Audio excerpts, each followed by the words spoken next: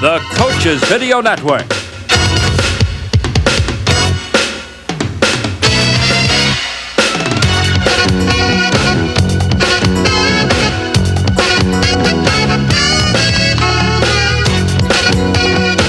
The official sports instructional tape of the National Federation of Interscholastic Coaches Association presents one in a series of tapes that will take you from the very fundamentals of your position to the best you can be.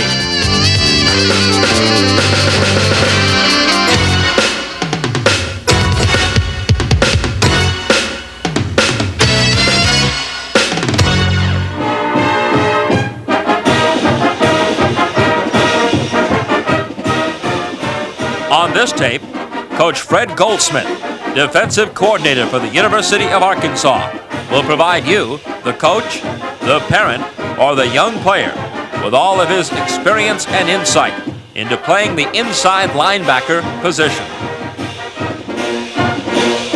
Now discussing some of his own feelings about the game, Coach Goldsmith with CBN President Bob Goshen.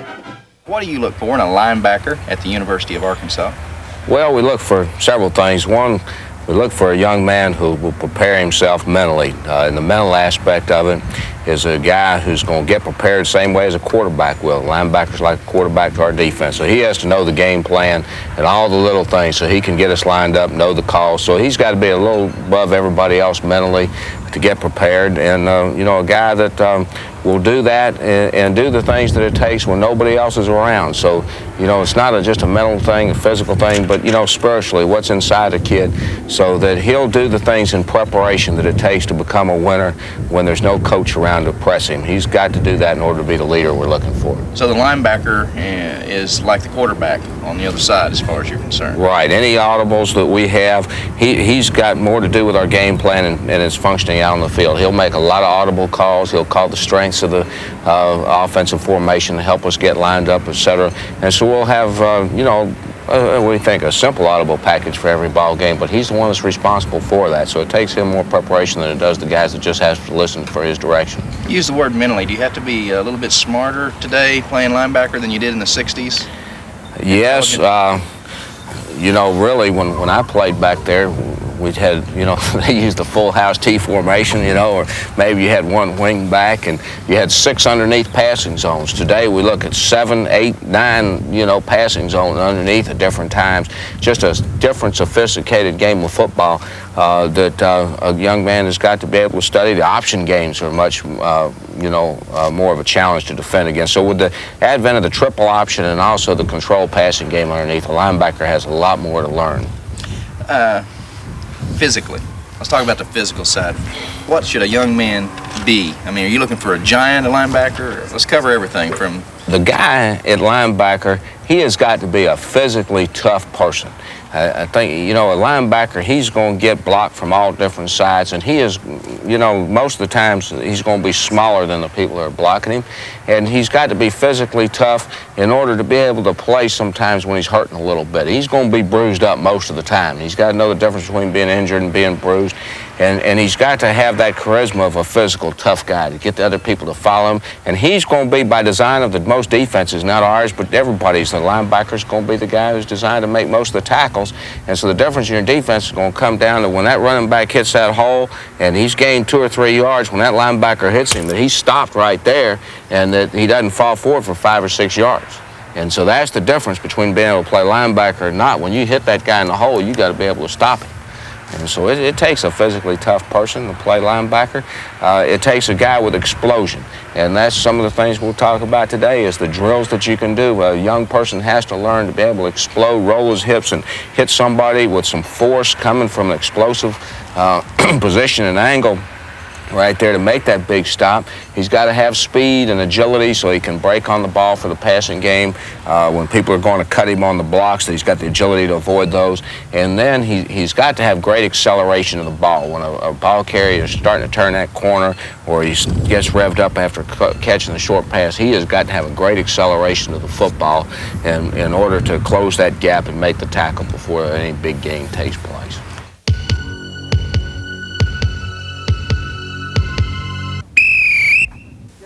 Okay, here we go. Let's go ahead and get some stretching in. Mark, you be the leader here right now and start rolling them up and getting our stretching routine right now. We've just finished running our 2 laps around the field to get our blood warm, and then the second part of our loosening up is our stretching right here. We don't want to stretch before we run, so as soon as they get dressed, we come out and we run the 2 laps, and then they come to our linebacker station and they'll begin their stretching before I do any drills with them.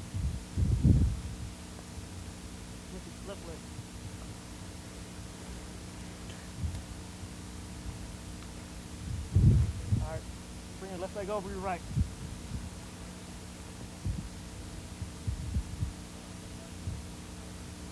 This has really replaced the old calisthenics that used to be done all the time. It's just a good stretching right now, as you see Mark leading them through. All right, sit up. Straight to the right leg in. Hold into your chest.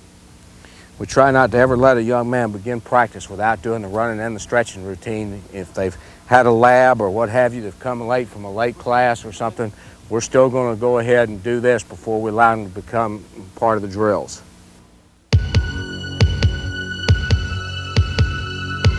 We've just concluded our 2 laps around the field for the first part of our loosening up and getting our blood warm. Then we've had about 7 minutes of stretching drills. Now we're going to go through the bag drills. Come on up, man.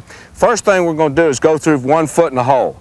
But what we want to do is really accent pumping our arms, pumping our knees, getting our knees up high, pumping our arms right now, so we're stepping over people as we try to get to the football. Okay, we'll move our feet on set, on hike, we'll take off. Ready?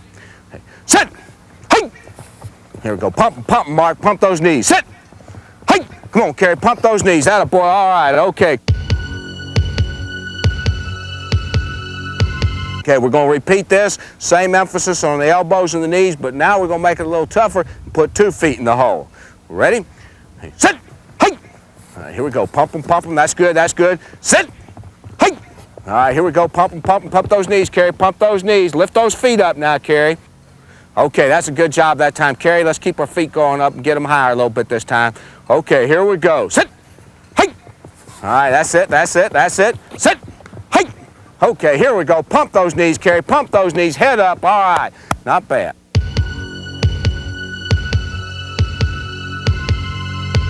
Okay, this time we're going to take the same drill but apply the principles of keeping your shoulders square, looking up the field, and moving laterally.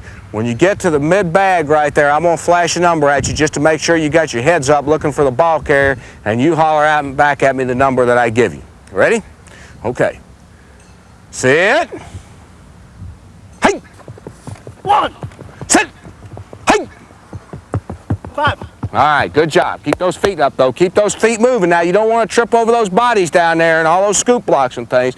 All right, here we go. Sit. Hey. All right, pick those feet up, pick those feet up, pick those feet up. Keep your heads up. Sit. Hey. All right, keep that head up, Kerry. That's it, that's it. Good job, good job. Well, obviously, I'll take all the 4.6 guys we can get in the 40-yard dash, but we have to have a quick kid. We'll even play with a guy that's 4.8 if he's got that quickness right there, you know, and of course 4.8 going the right direction is a lot quicker than 4.6 going in the wrong direction too, you know, and so the intelligence and the explosion, some of those things you can get with a 4.8 guy. We have one that graduated 2 years ago that plays with the Browns right now that ran 4.8, but he was extremely quick to the ball, and he was fast with his pads on. So there's a lot of intangibles, you know, there too.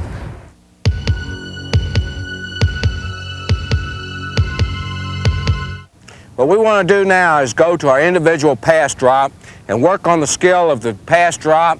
And this is another thing we do early in our practice, the beginning of the warm-up, before we ever have any physical contact, just to get our bodies and our blood warm, and also work on the skill of the pass drop. Now we're going to work on our zone pass drop from the middle of the field. I'm going to line up on this cone here. This cone's the offensive guard with the center of the other guard. And I'm going to split the crotch of the guard there with my inside leg. My job is to drop to a position 4 to 5 yards inside the hash mark when the quarterback sets up, when he sets to throw the ball. My depth will be based on how fast I can get back to when the quarterback stops. When he stops, whatever depth I'm at is where I'm going to stop. I'm not going to drift farther back in this particular drill right here. I don't want to take my eyes off the quarterback. I don't want to take my eyes off the quarterback. So we're going to work on the footwork, and then we'll get a couple of players out here and the quarterback to work on that. We want to be down here with our feet where our shoulders are. We want to be square where our feet where our shoulders are, weight on the balls of our feet, toes about 4 yards depth from the football. I don't want my feet to where the shoulder pads are, but right here where I can get a good drive step. All right, what I'm going to do is come back, and I'm going to keep in mind the fact that that hash mark that I want to be 4 to 5 yards inside of is in front of me. I don't want to turn my back and look at the hash mark back there where I'm going. I can get just as much out of it keeping the inside eye on the quarterback and the outside eye on the field, knowing where that point on the field is. Okay, the first thing I want to be able to do when I read pass, regardless of what the coach has given me as a key, whether it's a guard, whether it's a back, or what have you, wherever my step may be, I may step here first, I may step here first, but when I get a pass read, when I get that, I want to accentuate throwing the leg back to the point I want to go. I want to drive and get as much depth as I possibly can right here now, man. We want to come back here, so as I come, I want to gain as much depth as I possibly can when that quarterback throws the ball or sets up, and when he sets up, I'm going to be right here ready to break on the throw. While I've been doing this, I kept my inside eye where the quarterback's dropping from. I kept my outside eye on the hash marks on the field. Now let's see how I did. 1, 2, 3, 4 yards and almost a foot right there. We want to be 4 to 5 yards. When we have 2 people doing this drill, thus, if we're that way, we're not going to open up a big open space in the middle. What we want to do is drive for the depth first. We want to drive for the depth first. Now, I showed you the right way by opening back this way. Big problem sometimes we get to is a youngster will come back this way to get to that, and then he starts doing this. In the meantime, the quarterback's set. He may set and be ready to throw. If my linebackers are doing that, we may be all the way out here, and there's going to be a huge area open in the middle of the field. If we come back off with depth first, driving back here, now he sets and I set, we're in good position to stop the short hook route that he was trying to go to in a hurry by setting so fast. My other linebackers corresponding with me, as we'll see when we get the players out here in a minute, and we're both set for that.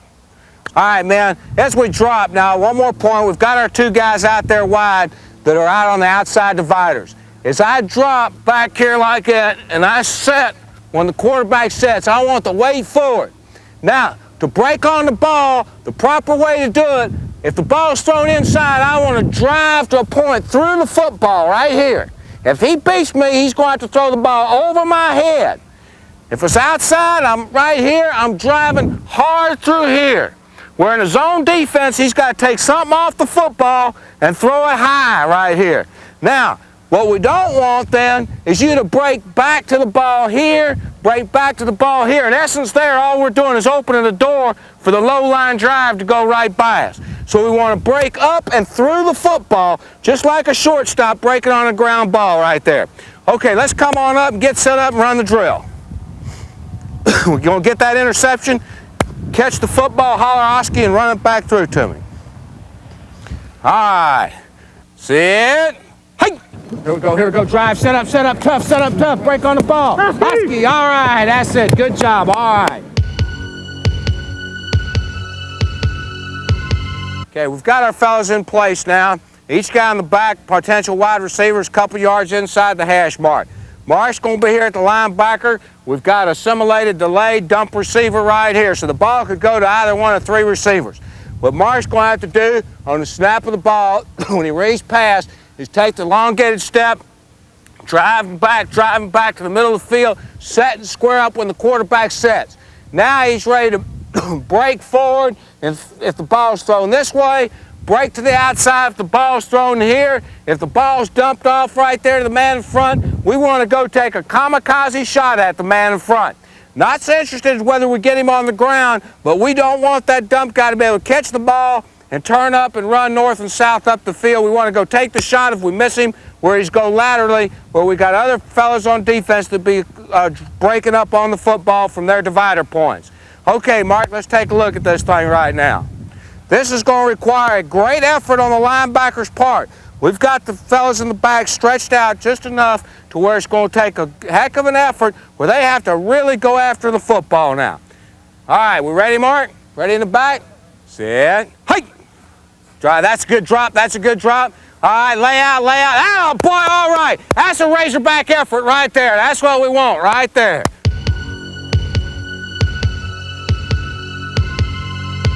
Right here, we're going to have some basic fundamentals, and Steve is going to demonstrate what we call the shed drill, where we shed the blocker, make the good hard form tackle. But before we do that, Kerry, let's line up an offensive guard. Before Steve can do that, there's some important principles involved here. Number one is stance right here. Go on and get down your offensive stance right there, Kerry. All right, Steve is in his linebacker stance right here. You notice his feet are not too wide apart. Again, like we talked about earlier, Steve's feet are even with his shoulders. Not out here with the width of his shoulder pads, with his shoulders. So he's going to be able to move from his left to his right by taking a good, comfortable step either way like that. If his feet were too wide apart, all he could do was step, a little short turn, and then he would have to cross over, which we don't want. We want him to be able to attack everything with his shoulders parallel to the line of scrimmage, with a good square shoulder look where that running back, all he sees is him here where he can't take a cut either way. All right, he's going to be in a good stance now, the weight on the balls of his feet, down, coiled, ready to explode, and take on the blocker, and then have control of his own body so he can come and then take on and make the tackle on the ball carrier.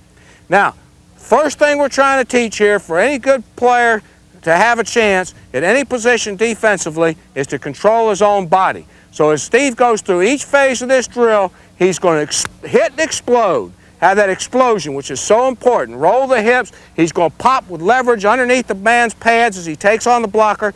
Make the tackle the same way, but at no point in time do we want him to lose control of his body where the ball carrier can sense that he can make a cut north or south on him. The Steve's going to be under control, shoulder square, going to make the play. Here we go. All right, on height. Sit. Height. All right. Okay, ho. Okay, Steve, we got to correct one thing there just a little bit right here. As we take on the guard, what we had was a common mistake right there. As we took him on, come on out here. Okay, as we took him on, we came and grazed over the top of his pads right there. All right, we came from there and got set pretty good by the time we got here. But Steve, what that left you was off balance right here, right after the point of attack. It also let Kerry keep coming up the field. So what it gave was the back a huge area to see that he could come up north and south on. What we've got to do now, all right, come on, Kerry, sit. Hey, we've got to stalemate him underneath his pads, and I mean stop the whole thing. We don't want to be in too big a hurry. That's always the biggest mistake for young linebackers, is to be in too big a hurry. Get everything stopped right here first. Then we'll move right in here. But stuff the hole with Kerry first. Bend those knees, getting up under his pads. Okay. Now I'm going to get back here where I can get a good look at his first step. His first step is extremely important. Sit. Hey. That's it. That's it. All right. That's it right there. All right. That's good. What we got was leverage underneath the blocker, a flat back, square shoulders. That's all we showed the linebacker. A bunch of square shoulders from you, square fanny from the blocker right there, and then we moved to make the tackle. That was a good job right there. Okay, now we're going to take the same shed drill with the explosion and just go back the other way. And the reason we always do that, especially with most of the kids being right-handed, it's always a lot easier for them to go to their left, use their right flipper. And now we're going to take off and go to our right using our left flipper. And we all want to include this all the time because we flip-flop all our linebackers, and we want every kid to be able to have a chance to use his left every day. And sometimes in many of our other drills, we'll actually do more using the left shoulder just because it's harder for them. Okay, here we go. Let's get started this way, Mark. All right, narrow those feet down a little bit. All right, sit. Hey. Good explosion, gather, pow. All right, that's good right there. So we got one thing wrong. We got our head behind the ball carrier. Mark's explosion on the blocker was perfect. The first step was perfect, but as he went to explode on the ball carrier, he put his head on this back armpit right here instead of getting the head across the bow to the football. We always want to put the head to the football right there. We don't want to take our head, again, for safety purposes, right here. Of course, in high school, we're not allowed to hit with the head. In college, we are, but we teach against it. And for be safe, we don't want to use that head right there. So we want to come and get the head going for the ball and hit the man with the shoulder. Hit the man with the shoulder. Okay, let's go ahead and step through and get the tackle part of it and be in good shape. Sit. Hey. That's it, that's it, that's it. All right, good, right there. That's what we're looking for, right there. And now we're going to actually go to a score box tackle drill that again uses the elements there of keeping control of your body and the explosion. But now we're going to do it under the pressure of a ball carrier who's really running for real, trying to cross this goal line. What we're going to do is let the tackler, the linebacker, shuffle to the hash mark right here. When he hits that hash mark, the running back is going to take off. He's going to try to score. And what we do here now, this is our main tackling drill, trying to get the head to the football right there, tackle with the shoulder, keeping our head up, good explosion at the point of contact. But for you youngsters out there and for you coaches now in high school and for junior high and little league, this is about as far as we usually try to get in our tackling drill. We do this, we're going to have the good explosion, the good contact, but we're no farther apart ever in a tackling drill than this right here. That we feel like we can do this drill, maximize the fundamentals of tackling, explosion, and also safety. We're not going to let him lower his head. We're going to tell the ball carrier, now carry, as you come, you're going to lower that shoulder trying to score. You're going to get that and lower that shoulder with that ball here and make it difficult where the tackler's had to bend his knees, get in an explosive position like that, but we don't want to lower the headgear right there so we get the neck injury. We don't want to hit with the head for the tackler, and we don't want the ball carrier lowering your head. We just want the shoulder lowered. Hey, your job's to get it in that end zone right there. As we've started practicing the fall year after year, we found a lot of young running backs doing this drill. This drill right here, when we were at the Air Force Academy several years ago, we found a couple of guys, freshman running backs, that we couldn't stop with our linebackers doing this drill. They wound up playing on the varsity that year. Again, also, we found now who are the guys that got the good explosion when it counts, keeping that ball carrier from making the yardage needed at linebacker. This is what linebacking is all about, and that all defenses are designed for the linebackers to make tackles to fill a hole. Now there's the hole. We're in position to fill it. We've theoretically beaten the block. Now we've got to see if we can make the stop. Okay, here we go. All right, when I say set, we're going to work our feet. When I say hike, linebacker's coming to the hash mark, and then when he gets there, the ball carrier's taking off, and we're going to have the tackle. Set, hike. All right, that's good right there. Okay, we shuffle in the middle. We got the explosion. We got him stopped. All right, next man. Here we go, Mark. Good job, Steve. All right, here we go. Set, hey. All right, attack, attack. All right, that's good. Okay. All right, that's good. We got a quarterback running there. All right, here we go. Okay, let's flip it over and go the other way, Steve. Let's take it from the other side now. We're going to get the shuffle now from right to left right here by Steve. Some guys have a little problem when they have to switch directions. So we're going to go back the other way, get the same thing now. All right, we're trying to score right here, Kerry. Steve, your job is to keep him out of that end zone. Here we go. Sit. Hey. All right, here we go, here we go. Sit. Hey. All right, that's good, that's good, that's good. We want to get that big explosion. All right, that's not bad right there. We kept them out of there. We had our tail tucked. We got the pop right there. Just like we did in the drill against the bag, with a good explosion that Steve showed us against the bag with our explosion drill right there. And we'll go from there.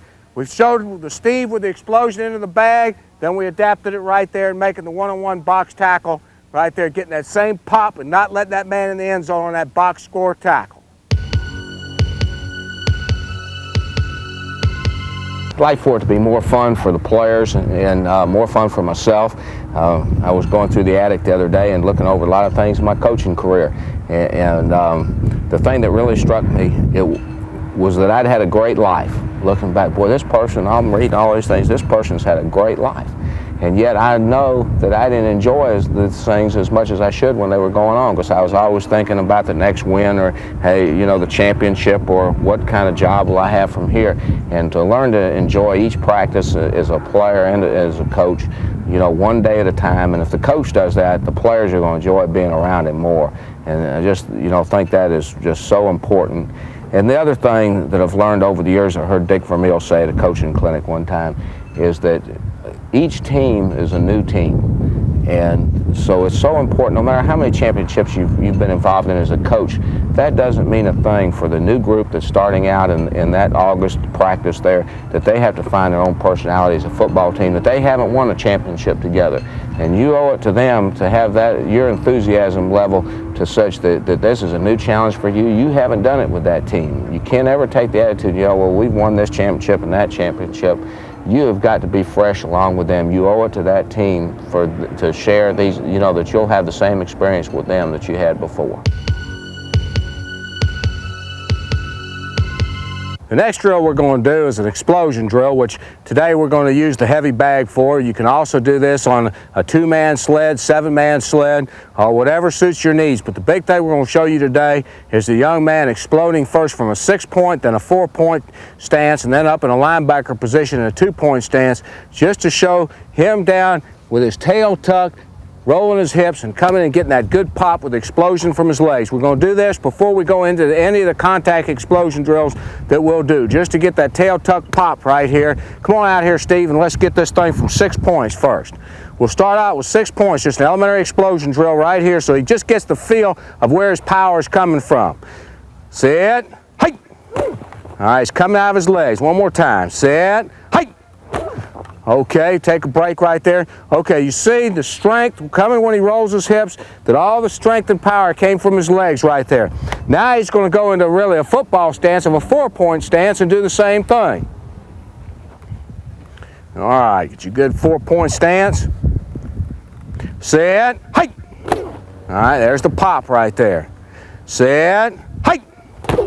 All right, that was good in the 4-point. Now, Steve, we're going to go to the 2-point. What we're going to do here is Steve is going to actually go to a linebacker position and get the feel. Kerry's going to pop him with the bag, and he's going to get the feel of stepping into him and, again, tucking his hips and exploding right there from the legs and from a linebacker stance. Now, here we go. Set, height.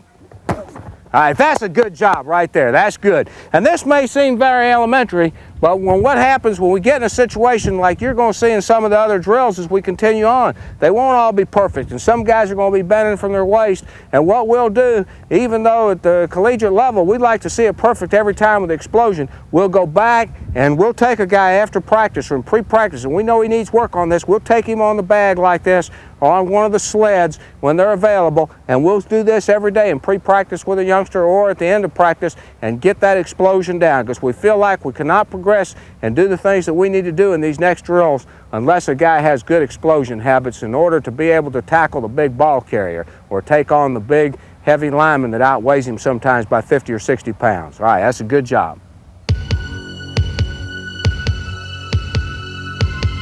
Now we're going to combine a key drill with the elements of explosion and steps, etc., all the fundamentals that we've done so far today. We're going to combine that where the linebacker has got to take the proper step, explode on a blocker, but also he's going to have to read a key. What we've got him reading right now for this particular drill is reading the fullback, and if the fullback were to go away as he takes a step to defeat the cutoff block, also read for misdirection coming from the far A gap there, whether it be a guard or tackle pulling. So in essence, he's reading near back. If near back goes away, the far guard. If near back comes his way, he's responsible for the B gap, keeping his outside arm free right there between his guard and tackle.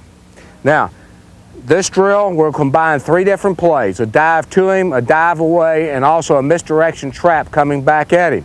And we'll do this pretty rapidly. So, and I'm in essence trying to fool the linebacker with this, but it's the key element in reading the key now and also being able to play with all the fundamentals of football. And then from here, at times then we will graduate to the full, offense of the other team on cards and bringing a bunch in and out of the huddle to give him more looks. But if he can make these reads, he's got play side plus cutoff block plus misdirection. So we're going to get started right now with Mark playing linebacker.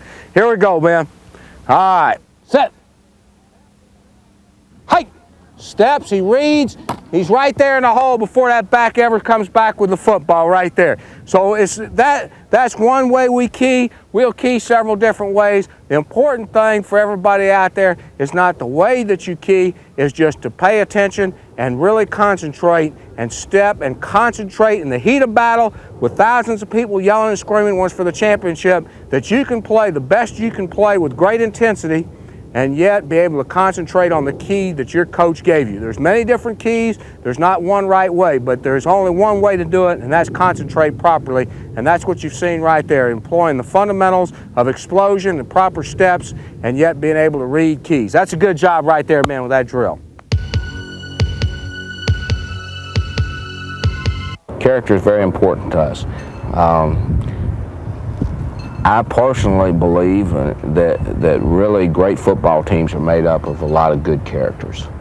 I think that every now and then a bad character, maybe one with a lot of good characters surrounding them, they'll help turn him around. But I'm not a believer in the theory that, you know, we build a lot of character. I think that we can develop it. But basically, the good coaches are the results of having good kids with good character around them. You know, they're willing to learn, same as any classroom situation. And the character is so important to us because as a coach, I feel like that we have got to, again, keep that fun atmosphere, you know, on the football team. The kids enjoy being there. And when you have too many bad characters, the coach winds up spending most of his time dealing with the problems. And so what happens, he gets a little bit down, and then your attitude towards the rest of the kids who are good kids, that they're the ones that suffer for it. And so if you're enjoying yourself as a coach, you're enjoying what you're doing, you enjoy being around the people you're working with, which are the kids and the other players, then that's going to come through, and you're going to have a positive outlook on the day-to-day life of building that football team. Okay, what we're going to do now is work on a drill that we start out with every season and we go back to every now and then. And we did lead the nation in turnover ratio last year, and we want to get every football that's on the ground, every football that's in the air. And there's a proper way and an improper way to recover a fumble. So right now we want to drill the same way we do with our players every year, is getting on a fumble. In college football, we're not allowed to advance the football on a fumble. So what we're going to do right now is the same thing we would do every time there's a fumble in the college ranks, or if you're in the high school ranks and the ball wasn't in the open field where you knew you didn't have a great shot at picking it up and scoring, that you just want possession of the ball. We're going to work on curling on the football the proper way. And Frank's an ex-quarterback over here, now playing linebacker, and so he used to fumble a lot, and that's why he's a linebacker now, but he knows how to fall on those fumbles. So we're going to work on Frank curling on the ball and not giving it up to anybody but the official. Here we go, Frank. Hey! All right, there he is right there. Whoa, not quite what we want. He got up here, roll back over, Frank. Frank got stuck in this position right here. Now, in that position, boy, he can get knees coming right there. He can get people diving on him, spearing him with a headgear, and they put a knee in his face right here or something like that. Hey, he might not realize that that ball is the most important thing to our football team at that point. So we want him in the fetal position, curled over right here, where nobody persuades him to give up that ball. Frank, we're going to do that again. We're going to do that again. That's why he got moved to linebacker. We're going to give Frank another shot here and get him in the fetal position, curled all the way over now, so he protects his body and the football. Here we go. All right, there he is. He's down on the ball. Okay, there's a good job. He's right there. He's protecting the ball. He's also protecting his body. He's got his knees here, his shoulder pads, his headgear. Well, the opponent really can't do anything to hurt Frank now to jar that football loose. And Frank's got the ball, and he's only going to give it up to the official right there, and we've got it. The next drill we're going to do is show you a drill for high school players, junior high players, or pro players. This is one that will keep you off the blooper reel of film. You've seen so many times that the pro player has gone along to the high school player to recover a bouncing fumble, and he winds up kicking it down the field. And the reason is because he goes and he bends over to get the ball and he kicks it with his foot like that. What we want to do is teach the player to bend the knee and scoop the football while he's down low, scoop it, and then run. So he bends the knee so he can make that scoop. Here we go. Frank and Mark are going to demonstrate this technique for us. See it? Hey! All right, that's it. He bent the knee, came around right there. got that knee bent, stayed in front of it. He's going to get the scoop. That's the important thing, is slow down, bend the knee, and scoop. Now we're going to have some fun right here. I'm trying to keep the ball in bounds. This is a new drill we picked up last year after our head coach, Ken Hatfield, had seen a game where the outcome really rested on a team. The ball was fumbled right on the sideline. The ball was fumbled on the sideline. So this is the sideline right here. There was the fumble, and the defender came over here, and instead of keeping the ball in bounds, he went and dove on the football. Come here, Mark. He went and dove on the football and rolled out of bounds with it as he was trying to gain possession. The ball went back to the offense going that way. All right? So what happened was, it was a critical situation. It was down on the defender's 10-yard line, say Mark's 10-yard line. If he'd have recovered the football in bounds, they could have had the ball run out the clock. The ball game would have been over. What happened, he recovered the football. He did not have possession before he went out of bounds. The offense retained the ball, and on the next play kicked the field goal to win the football game. So what we've worked on right here is the theory of this, that when the teams are going for the ball, there's more defenders that can see the football. The offense is blocking. All the defense, theoretically, is trying to get an angle to get to the football, to make a tackle on the ball carrier. More of them are seeing what's happening on the play. So what we've told our players now is, I'm going to do this drill. I'm going to roll the ball along here, just the way we're doing, using this as a boundary right here.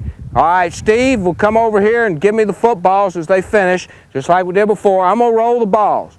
Their job as they come along is to make a decision now involving the first drill we did, either falling on the ball, that they know that they can get the fumble in bounds and they can fall on the football the way we did it first, or they're going to slap the ball back in bounds. All right, so here we come, Mark. All right, here's the ball going close to the sideline. All right, bad fumble.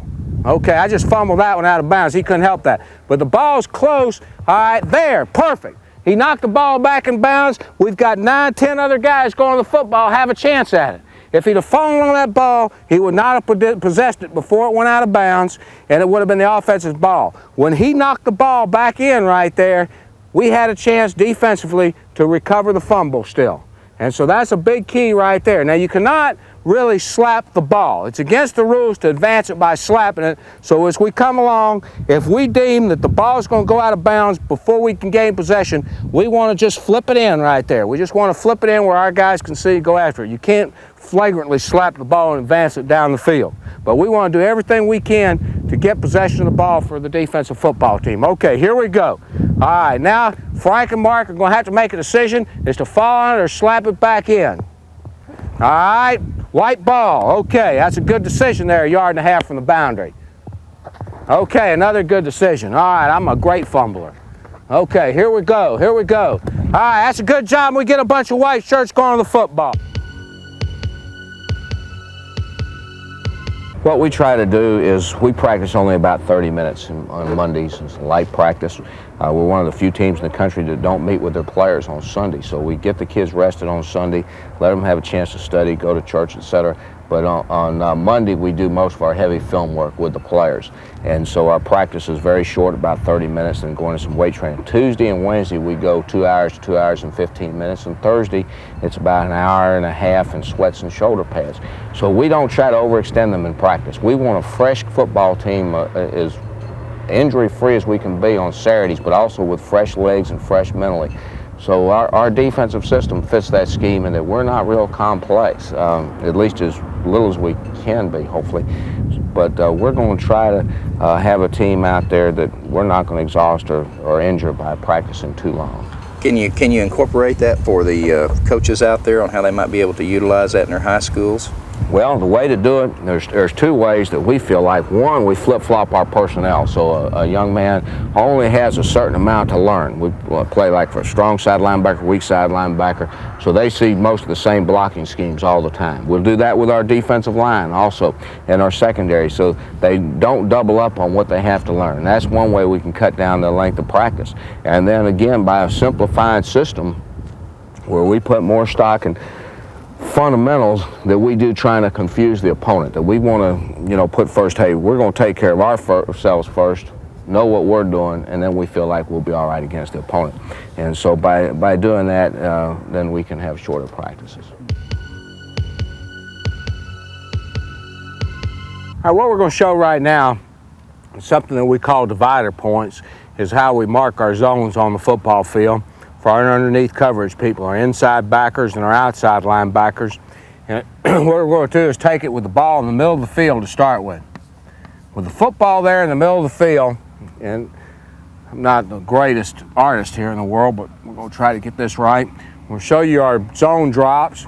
Say we've got a rover over here, an outside linebacker over here. With the ball in the middle of the field, we get the drop back pass. We're going to start back here with our drop back, our divider points. And what we're going to do, say we get a 5-step drop right here, should bring the quarterback approximately 7 yards. We're going to drive back to a point 4 to 5 yards each side, inside each hash mark right there. Set up when the quarterback sets and be ready to break either this way or this way to the football. We want to break up and through the ball in order that our body's moving forward, as we've covered in the drills. Our rover at the same time is coming back to the top of the numbers, and so is our backer coming back to the top of the numbers right there. All right, now those guys' jobs are to break the same way. So in zone football, we've got the area covered. A great quarterback can rifle the ball in between those zones. However, we're trying, in this case, with a 4-man drop, we're trying to get a 4-man rush, playing 3 deep people behind it. So right away, we're trying to make the quarterback put a little trajectory on the football when they throw it in our short zones. When they throw it in our short zones, our job is when that hand comes off the ball, when he steps and that hand comes off the ball, direction he's going, we've got to break right then. We can't wait until we see the football in the air. So we break on that in the position that I've shown. Okay, we're trying to keep basically an equal distance between each person. 17 2/3 yards, say 8 yards here. If we both drop 4 yards inside the hash right there, that takes away 8 yards. It leaves 10 yards then in between the two of us, each of us being responsible for 5 yards. As we get out here, now it's 9 yards from here to the hash mark. Okay? As we get there and we're 4 inside, that's 13 yards between me and the rover right here. So that gives us 6.5 yards each to cover here, but consequently the ball has to go longer from that point to this point than it does from there to there. So that's how we've broken down our divider points, trying to get our underneath coverage to them. If the ball's on the hash marks, our drops will differ our underneath people.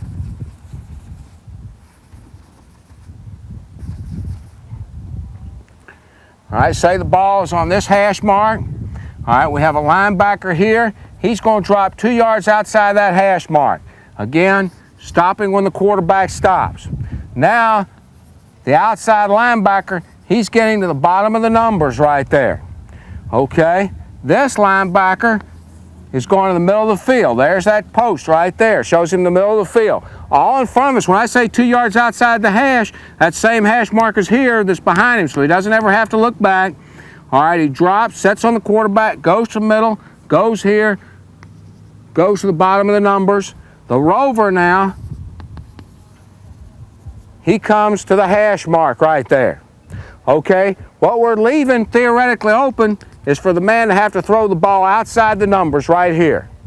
Making a drop back quarterback have to throw the ball from his hash mark outside the numbers. We feel like this fella can break hard here, that he's got to throw it in this area to get to the open zone right there.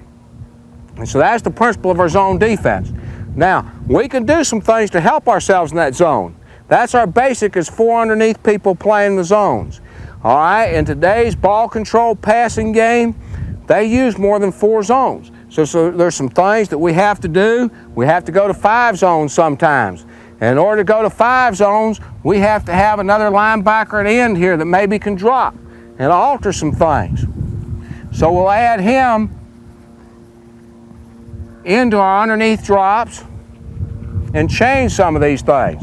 Now if we do that, the ball's on the hash mark here, okay, what we want to do, we're more vulnerable in here with just 4 people between the rover and the backer.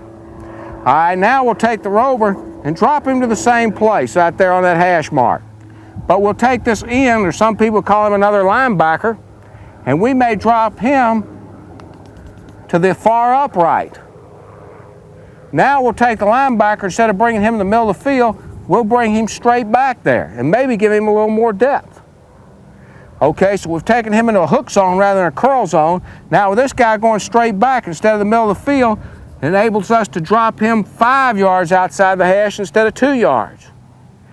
Take the outside linebacker now and drop him again to the bottom of the numbers. So what we've done, we have added an extra dropper between those 2 divider drops, widened him over here, dropped him here. Now we've got 5 underneath. Of course, that leaves us a 3-man rush.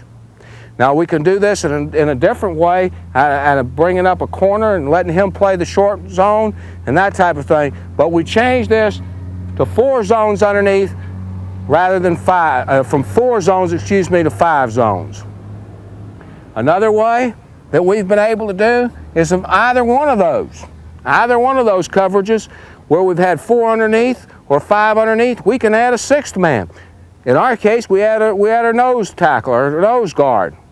Okay, we can do it with a tackle, but we can bring this guy, maybe send the linebackers a little more depth to close down that area underneath the safety. And after he's read whether it's a run or pass, drop this nose guard in here. Let him take all those delays and underneath routes right there. Or we can rush him and drop a tackle and widen him. We can do any combination of those things in the zone defense using the principles that we've earlier worked on of breaking on the football, setting up when the quarterback sets, and breaking on the football. But those are some of the ways we've changed around our zone defense in order to change the underneath drop areas. And so we'll play around with those using the same fundamentals, but get more guys involved with them. And then every now and then shrinking it down by bringing an extra fella and rushing him and only drop 3 maybe. And let the quarterback have to make a decision after the ball is snapped what zone we're leaving open or what zones that we're crowding even more than we did on, say, the previous snap when we looked the same way the ball is snapped. So those are some things that we've been able to do, keeping the simple fundamentals and yet having fun and playing a few games with the quarterback.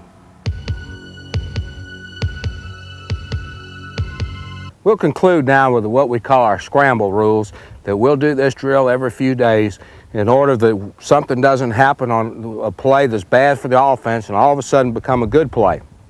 So many of the offensive teams work on this to where the receivers will come back to the ball. We got hurt in a crucial game last year, set up the only touchdown by our opponent in this ball game on a 3rd and 11 scramble. And so we'll show you what we do to prevent getting hurt on the scramble. Say the quarterback drops back, he's gone to the flat, he's come here and he's come here, and we're looking like that. Say we're in a 3-deep coverage, a base coverage right here. Okay, the quarterback in, all of a sudden we come in here hard and he breaks contain and he breaks out here on the scramble. Well, somebody's going to have to stop him. The question is, we can't have everybody decide they're the man to stop him. So we have that designated. What we want is these fellas back here to keep gaining depth, get their head on a swivel, see where the receivers are coming from, because we don't want him to come up here, pull up and throw and have us stop back there and all of a sudden a broken play turn into a big score. So we want to prevent the long play. The next thing we have to have is the rover. He cannot be the guy to come up and contain him. When he gets back here, now he's got to get back and start going back in his divider, drifting back, finding the receivers. Because if we're gaining depth on the broken play with the corners and the safeties right here, then if the deep receiver decides to come back, he's not going to outrun him now if he starts to gain depth as soon as he sees the scramble. So he's going to come back in that medium area right about here as the corner keeps on down the field. So we have to have the rover come to his flat and then give depth right there. Gain depth, play that thing deeper. The same way with the backer, he's coming and he'll start to squeeze right here. Now the linebackers are a key element right now. The contain is broken. I stood up here for the curl. They break contain. I'm the one, the onside linebacker, who's got to come force the quarterback to throw the football. He's got to force the quarterback to throw. The backside linebacker is set up here, has got to come and take away the zone in front of the quarterback's face that the other linebacker had removed himself from to go contain the quarterback. He comes, he gets his head on the swivel, seeing if any receiver is crossing here, where the receivers are coming in front, maybe outside in. What his job is then, take that fella's place. We want to make them plant and have to throw the ball back short against the grain. Short against the grain. Hard throw, break containment for the quarterback, hard sprint here, pursuing him, pressuring him here. These guys coming back to him after they got outran, make him stop and throw the ball back short against the grain. We don't want to give him the easy throw in front of his face where he can see it. We don't want him to pull up right there and hit the ball deep behind the rover right there. And of course, the first thing, the 3 deep secondary on the scramble, staying deep so they don't get beat when the play starts going haywire right there. We've got something good happening. We've got the quarterback on the run. We want to make sure it stays good for the defensive football team. And what we're going to do is prepare and have this drill each day, probably during the preseason, and once a week during the season against a passing football team. We've learned the fundamentals that are important to play linebacker. Each drill that we've done today has incorporated some of the fundamentals, whether it's been the first step, the explosion, the actual tackle, the first step in the pass drop, getting set, breaking on the football. These are all things that if we put them together, that we can play against any team on any week during the season. These are the fundamentals that it takes. The opponents are going to change the plays each week, but regardless, if we can read our keys the way we worked in the key drill today, concentrate on the keys that your coaches give you, and then use the fundamentals that we've done today, then you're going to be a successful linebacker at any level of play. And those of you out there that you master this real well, I'd love to get a letter from you at the University of Arkansas and love for you to become a Razorback. I think the first thing we've got to realize is that coaches, that we're not professionally trained to deal with drugs, and that we have to be realistic about it. And rather than just trying to keep a youngster on the team, and especially that good player, that he's got a problem, that we have got to advise him and make it mandatory that he seeks professional help, and work through the parents, inform the parents that the youngster does have a problem, and say that he's got to receive professional help. If it means giving up the sport for a while, then that is so be it. But we have found that we just don't know how to deal with it. That there's so many drug-related problems that cause so many problems within a football team that it's not worth it, and you're not helping the youngster. And he says he'll quit and this and that, but really the guy does need professional help, and we've come to realize that. And so in our program, that we ask the youngster to come in. We do test for drugs, and that Coach Hatfield will ask him to come in to tell him ahead of time if he's got a problem, if he can't pass the test, and then they'll get help. And if a guy fails that test first time, then he'll have him seek professional help.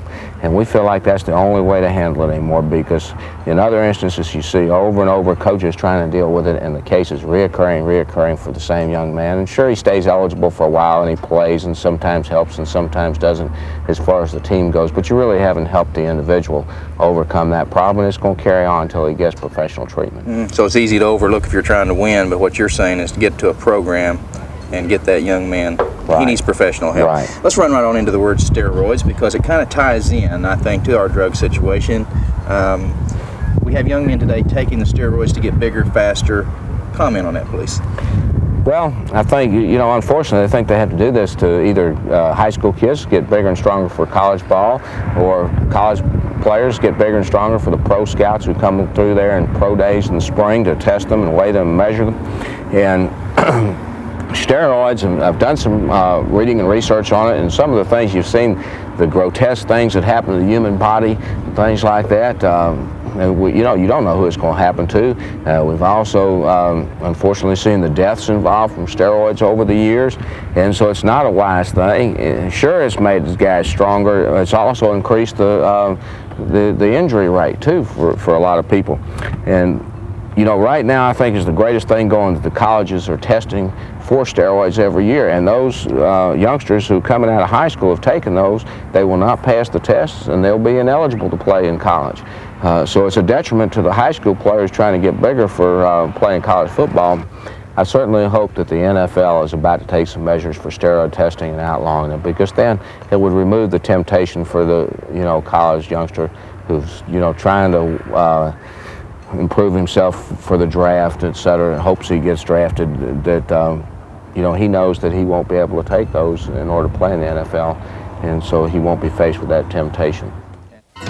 You've been watching one in a series of CVN videotapes. For information on any of the other tapes in this series, call this number or write to the address on the screen. We would appreciate your comments.